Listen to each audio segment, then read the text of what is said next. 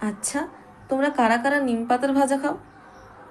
আমার মা তো প্রায় প্রতিদিনই আমাদেরকে নিম পাতা ভাজা করে খাওয়ায়। অন্যদিন ভিডিও করা হয়নি, তবে আজ ভাবলাম আজ নিম পাতার ভাজাটাকেও ভিডিও করে ফেলি।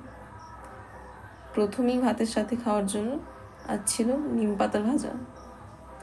বাকিরা সবই আলু সেদ্ধর সাথে মাখিয়ে খেয়েছিল, তবে আমি সেরকমটা খাইনি।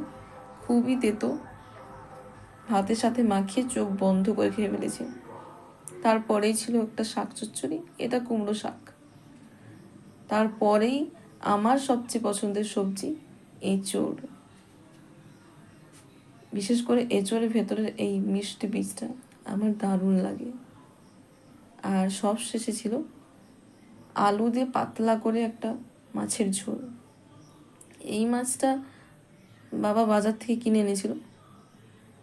মাছটার নাম বিলাসপুর। মাছটা খুবই ফ্রেশ ছিল, দেখতেই পাচ্ছ। তো আজকের ভিডিওটা তোমাদের কেমন লাগলো?